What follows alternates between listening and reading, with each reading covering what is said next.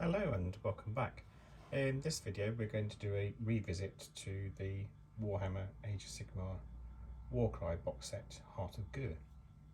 I had this set probably 5 or 6 weeks or so.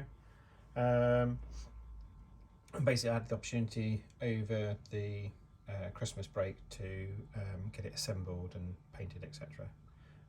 So I thought I'd take you through how it looks, and also give you a breakdown of the paints that we used. It's pretty much contrast paints from Games Workshop. I find these so easy to use, a lot quicker than using traditional acrylic paints, and also a lot easier, I think, to use. Speeds up the whole process and gives you a means to get something painted to a very good standard and onto the tabletop in a very short period of time, and basically just stops things ending up in a box somewhere or a pile of shame, never to be finished. One thing that I found in the past is if I've used traditional sort of acrylic paints to paint this sort of scenery, it never gets finished because it's so time consuming and generally just a faff to do. But I found with contrast paints and whatever, it's just so much easier. These were undercoated in black, and then a Zenithal highlight on top with white, and it's the first time I used it and I'm really pleased, because basically the stuff that you can't see is in shadow anyway, so that's left black, and it puts in a lot of the shading for you.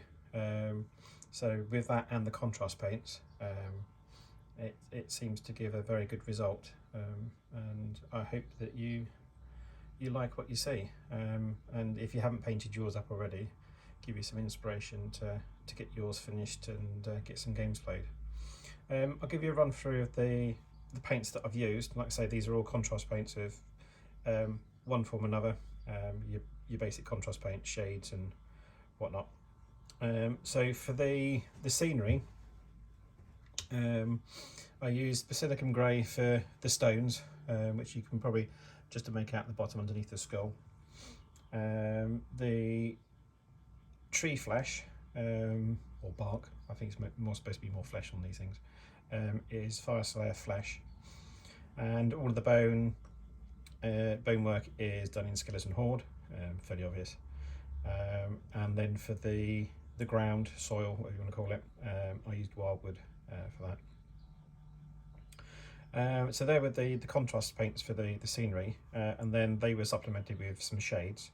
So Agra's Earthshade, that was used for the teeth and horns. It's quite a nice colour actually, I really like that. The bamboo work was all done in Athenian Camoshade, hopefully I pronounced that right. It gets a really nice green hue. I know in the books they've used more of a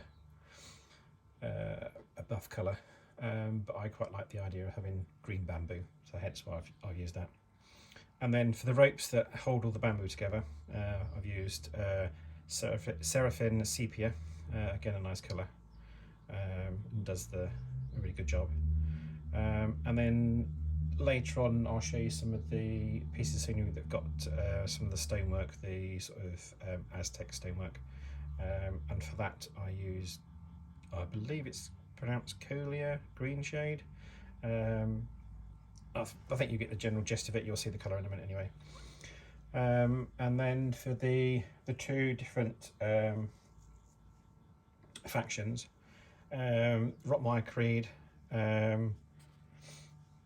Basilicas Grey for the woodwork, so basically for their weapons, Agra's Earthshade for the ground, the bits that actually come on the castings, the figures themselves rather than the base, and then for leather and nails, Snakebite Leather, obviously obvious for the leather work, but for the nails I thought that gave a nice rusty nail look.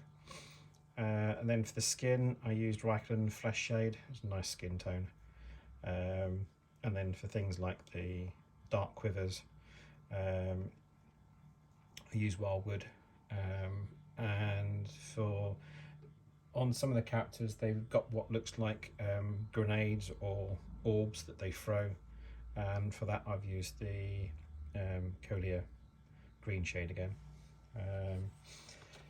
With the horns of Hashut, a lot of those colours carried forward. The main differences being that for their armour, I use Basilicas Grey for the steel work. The boots, I use Black Templar, and for their leather, Fyreslayer Flesh I used for that, which I thought gave a really nice colour. I did try using Snakebite Leather, which was okay, but I wanted something with a bit of a different look to it, more of a ready colour like they've got in the books themselves. So yeah, I'll put some of those on the turntable in a bit and you can see those. They came up quite nice. I can't remember exactly how long this all took to paint, but it was a relatively short time compared to using traditional sort of acrylic paints. I love the contrast paints, and I use them pretty much exclusively now across all sort of spheres of miniature gaming. So from fantasy to sci-fi, historical, if I can, if the colours matches. So yeah, really good paints to use, and I've tried a few other ones like the speed paints from Army Painter, I believe, but I prefer the contrast paints. I think they handle much better. Anyway, I'll put some more of the scenery up on the turntable, and then you can have a look to see how that has come out. So if I just swap one over. So this is the big skull on the tree. I love this. I think it's a really nice piece of scenery. So again, you can see how some of the paint scheme comes together, and also using the black undercoat. Everything that's in shadow or is hidden, like underneath the platform, you can't see, and it's dark. And I think this is where the black undercoat really comes in handy, because if I'd used white or another lighter colour than black, it would have been a real pig to get in there and go over that and sort of dull it down. So I have done a little bit of work in there, just on the very sort of outer edges where you can see some of the bones and the skull. But that's just literally where the white's gone over the black, just to give it a bit of highlight, and I've just gone in there. Didn't take too long at all to finish that off. So I'll swap that over for the next one.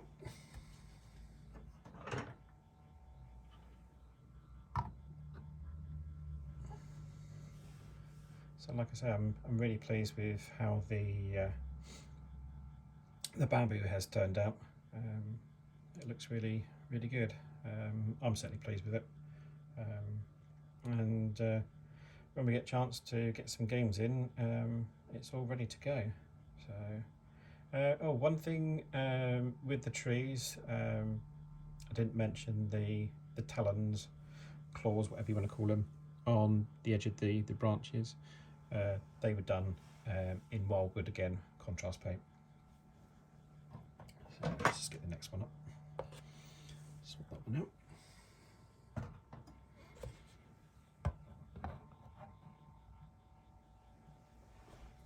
I think this set is worth buying just for the scenery alone. Really nice scenery, and I think you could probably get away with using it in pretty much any fantasy setting. It doesn't have to be just Warcry. So fantasy battles, or the fantasy version of Saga. Again, I think it worked really well with Dragon Rampant. Any of the fantasy rule sets, I think you quite happily be able to use this. Looks really good on the tabletop. I'll show you some of the Aztec stonework next. So if I just swap this out.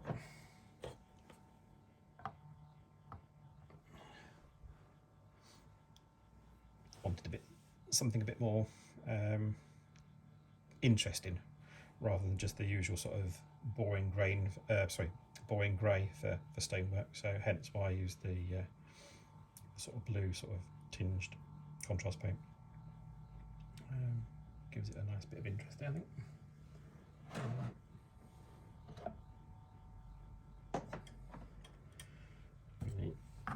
You got funky little ones like the little skeleton on the obstacle, and a giant skull.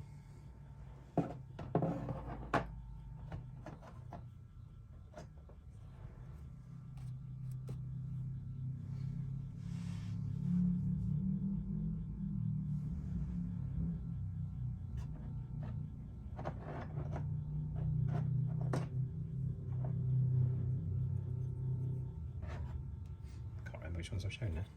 Right, I'll just quickly swap some of these over. So another one with this Aztec stonework. Comes out really nice. Like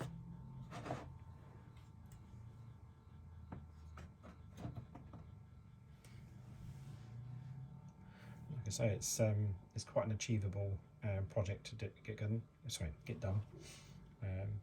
It was all assembled and painted over Christmas. In fact, for a couple of weeks or so, it's been sat in a tray ready to be undercoated, which I managed to get round to doing yesterday.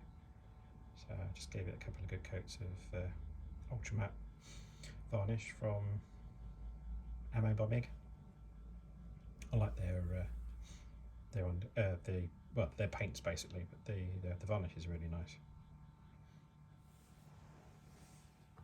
And then we have a bit of a rib cage.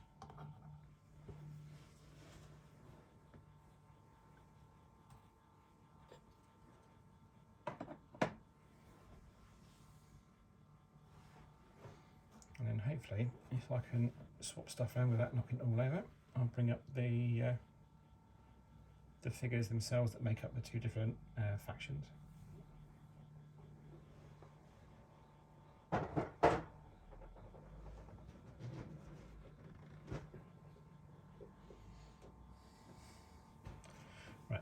Final piece of scenery to bring up before I start putting on the figures.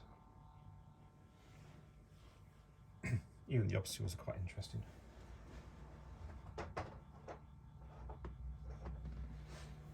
And like I say, I don't think I'll have any problem with incorporating this scenery into any of the other games that I've got.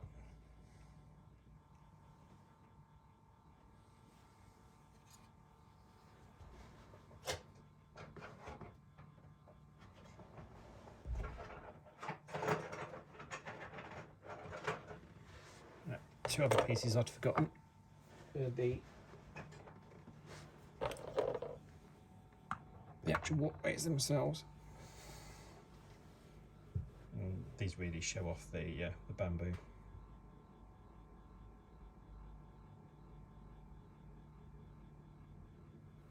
I can fit that one next to it, and that's the larger one. You get two each of those. I think pretty much the small obstacles and the ladders, you get two of each, and then the tree platforms and the one with the big skull, you get one each of those in the box set. I think this retails for £140 from Games Workshop, something like that. But I have seen it around online elsewhere for, I think it was £98, so quite a good saving. And that was from Wyldwood Games when they were doing one of their special offers. I think I just missed out on that, and I picked it up for 111. Right, let's get the guys on themselves. So I might have to zoom in the camera just so you can see them better. But just hang on a sec.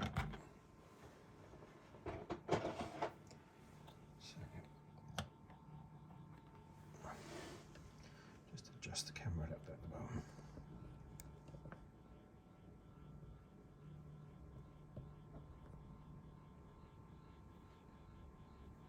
There you go.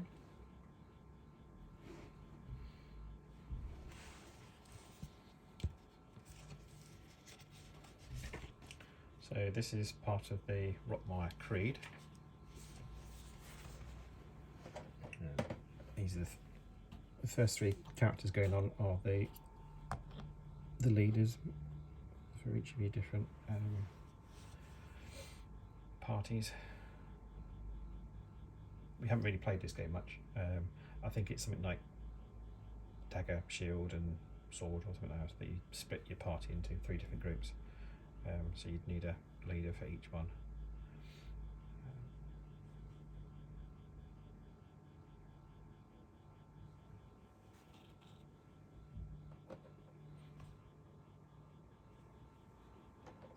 Some nice sculpts in with these, which is pretty common for Games Workshop stuff. A lot of detail.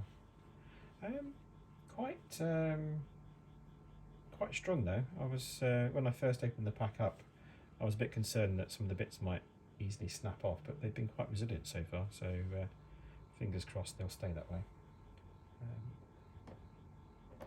So that's the 3 main guys for them, and then I've got 3. Oh, sorry, no, there's another one. This one.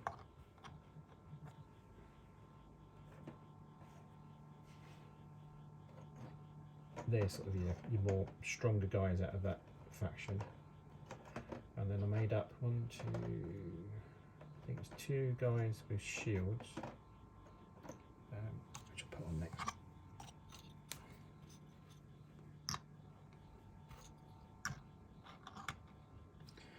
Obviously I haven't done the bases yet, as you can see. I'll probably just finish those off with some clumps of static grass and stuff, the easy ones, the self-adhesive.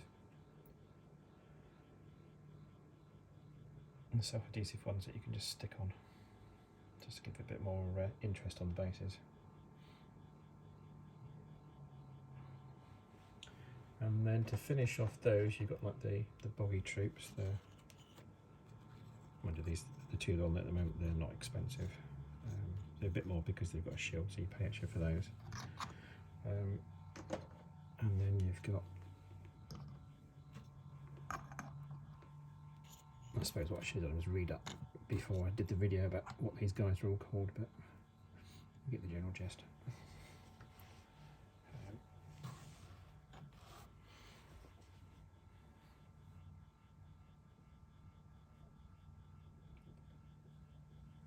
I'll put the different paints up in the comments for the video as well, so they're there if you want to use the same colour scheme that I've used. Yeah. And then if I put on one of the main characters for the other guys. There we go. There's that one. I really enjoy painting these, which up to relatively recently I hadn't been enjoying painting. I don't know how long I've been using contrast paints now, probably about a year, maybe 18 months. Before that, using sort of normal sort of acrylic paints like Vallejo, Games Workshop ones, Army Painter, but I just found it such a faff, and took so much time, and if I made mistakes it was a lot harder to correct them, and you'd have to redo it and all that sort of stuff.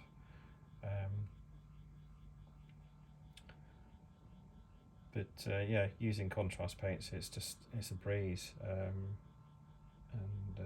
yeah, I've really enjoyed doing these. Previously it would take me, I don't know, maybe a week to do a section of 10 men for bolt action. I can knock those off in a night now, and it's enjoyable because you can see fairly rapidly what they're going to look like, and you get the satisfaction of seeing them finished. So yeah, it just makes it so much more manageable.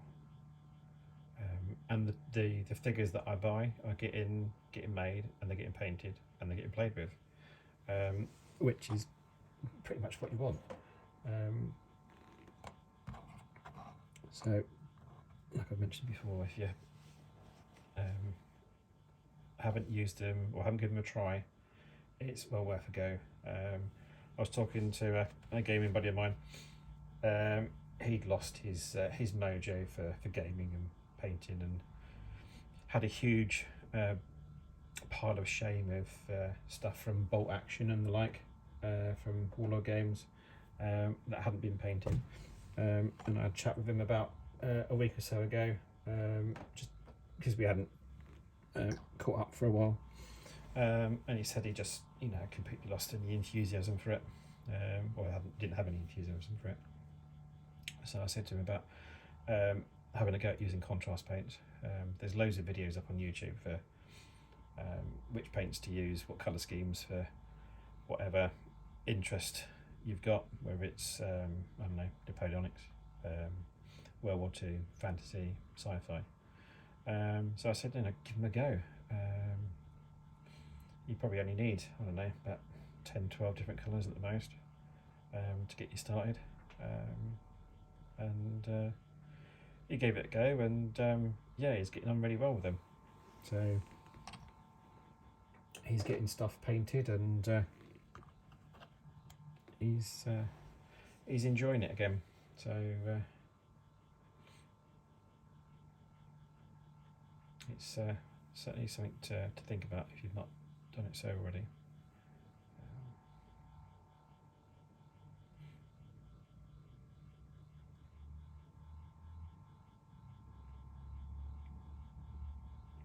Well, hopefully with this stuff that's been on the turntable, it give you at least some ideas for how you might like to do yours. Let's just put these last ones on, and then hopefully, oops, I can't remember if I put this guy on before. I probably did, but I'll stick it back on, and then you can see how they look. Again, I haven't done the bases on these guys either, but a few clumps of self-adhesive static grass, whatever it's called, should do the job quite nicely. Maybe a few rocks. So yeah, anyway, I hope you've found this helpful, maybe a little bit of inspiration. Even if you don't like the colour scheme I used, maybe it gives some ideas for what you'd like to do with yours, and hopefully you'll get yours done and on the gaming table fairly soon. So until the next video, see you soon.